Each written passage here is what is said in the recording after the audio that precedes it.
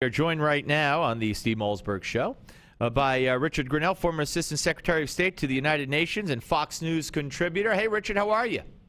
I'm doing good. How are you, Steve? Good to talk to you again. I appreciate you coming on. We have so much to get to, and let's start with Egypt. And before we get to the piece you wrote at FoxNews.com yesterday about Kerry and El Baradei, I would like to ask you about this whole aid thing. Conflicting reports that Senator Leahy had leaked that there's been a cutoff of aid or a partial cutoff of aid to Egypt by Obama, who did it unilaterally. And there are now reports that tomorrow the cabinet will have a meeting and they will discuss the aid issue further. Do you think it's a good idea to cut off aid or infringe upon it in any way, shape, or form to the Egyptian military at this point? Well, I don't. Let me give you a couple of facts, which this is a very tough situation. The simple fact is there was a coup. Of course, we all know that there's a coup. Anyone who says that there wasn't a coup is really hiding the truth. But also, it's important that although I'm a fan of having strings on our foreign aid, and making sure that countries understand that the aid just is not automatic. In the situation of Egypt, I would not want to cut off the aid now simply because now is not the time. The time would have been when Morsi and the Islamists took over. That would have been the time to absolutely stop the aid and say, look, the United States taxpayer is not going to fund a government where the Islamists are in charge. That would have been a fantastic time for the President of the United States to show some leadership. But because he didn't do that, because we're now in a situation where there was a coup, and although the law says specifically that you should immediately stop foreign aid when a coup takes place, I think that what should have happened is that the president should have, the second the coup took place, he should have stopped the funding and immediately go to Congress to say we need to restore the funding. This is a government now that no longer includes the Islamists. Here is the time, and now is the time to do it. The problem that we have, Steve, is that President Obama has no credibility. We didn't try to stop it when the Islamists were in charge. He didn't call it a coup. It's like his head is in the sand. Yeah, well, and of course, Richard, there was no way on the face of the earth that the president was going to cut off aid once the Muslim Brotherhood or Islamists, as you put it, won the elections and got and found themselves in charge, because this administration, to this moment, I believe, supports the Muslim Brotherhood. Well, what we have is President Obama really comes from the law school professor left wing of the Democratic Party. And what you have is a whole bunch of people that are, living in classrooms in esoteric conversations where, on paper it sounds good to say, can't we all just hug it out and get along? The problem with that is that when you enter the Oval Office and you start getting top secret security briefings on who wants to bring down the United States, you then understand the reality of the situation. And I think this is why candidate Obama is so different than President Obama on so many issues, from Gitmo to drones to intelligence gathering. I think that what happened is when he got into office, he suddenly found that his left-wing law school professorial ideas were completely impractical. And so the idea that, we're going to have the Muslim Brotherhood trying to bring more freedoms to the people of Egypt is laughable. I mean, history shows us and their own religion shows us that they're not interested in more freedoms. They're interested in less freedoms.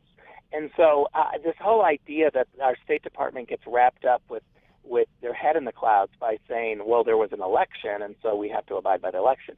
Elections are tactics. They're tactics to get us to greater democracy and greater freedom. We're not having an election and then saying, well, one person one vote, one time, okay, it's over. This is a process.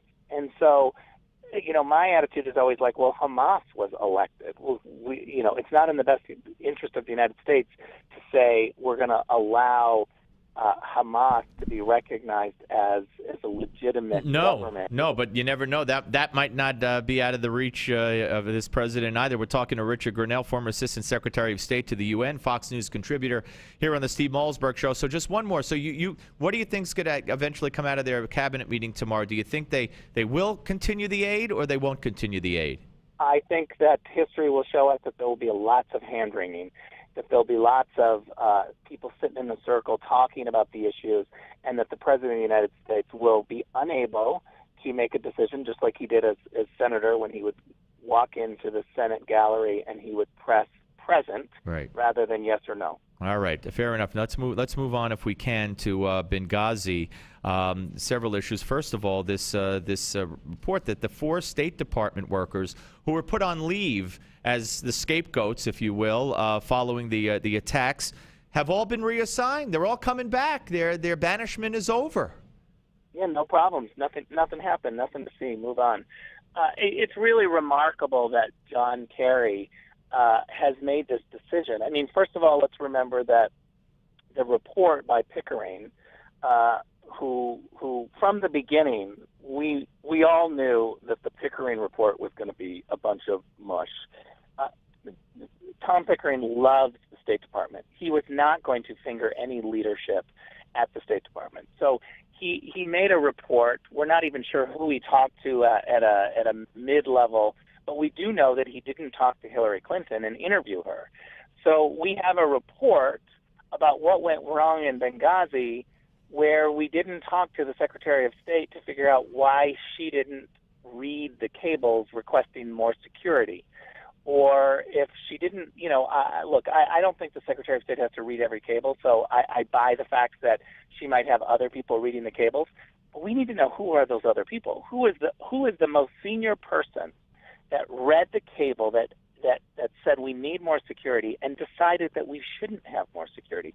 That's the person that actually should be fired, because this is a terrible situation that could have been avoided by having additional security that someone thought we shouldn't have. So that really bad judgment needs to be removed from the State Department.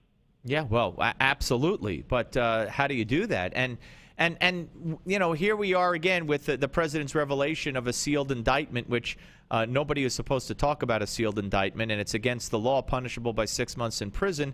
Of course, the lone exception to that, debatably and arguably, is the President of the United States. But he used that to say, I'm tough and we do have somebody and we're going to get him. But even if, as you well know, even if they bring somebody to justice finally after a year or announce their indictment or get the guy, it's still a million unanswered questions. What do you make of the revelations by Joe DeGenova, who represents one of the so-called whistleblowers? He made the remarks last week that Benghazi was all about, and as a result of it, there are now 400 surface-to-air missiles that are in the hands of real bad guys, as he put it. They were supposed to go to the Syrian rebels, from Libya to the Syrian rebels.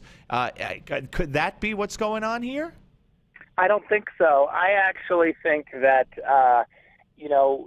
there's no question that there were intelligence officers all over the Middle East and North Africa trying to get the bad guys. And so I think a lot more needs to be asked about exactly what the agency was doing. And our oversight committee members, congressional oversight members, need to be able to find out this information. I am somebody who thinks that the public doesn't necessarily have to know the answers, but our representatives who do have top secret security clearances in Congress need to come to a conclusion as to whether or not something nefarious was happening. I want to rely on those legislators because there is a world here where much of the top secret security information, national security classified information, needs to be protected. And, this is where someone like Glenn Greenwald, who just cavalierly throws out all of this information, I think is very reckless. I don't want to prosecute reporters, But I do think that the leakers of classified information need to be punished severely. One more quick one. Churches targeted, burned, 48, 50 churches in Egypt, Christian schools, orphanage involved, businesses. They have paint put on them first, and then they're targeted and burnt down or destroyed. People are being murdered because they're Christian, and I don't hear boo from this administration. Not boo. Yeah, and here's the thing is that it's an outrage. The president should be calling this out, but he should do it in context. You know, the last thing that we need to be doing right now is somehow pretending or messaging or making the mistake that we only care about the Christians in Egypt.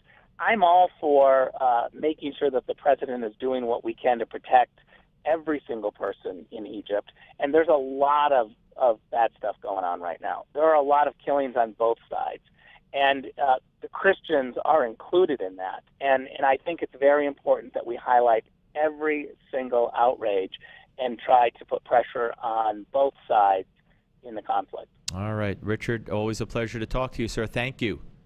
Anytime. Bye-bye. Rich Grenell, ladies and gentlemen, former Assistant Secretary of State to the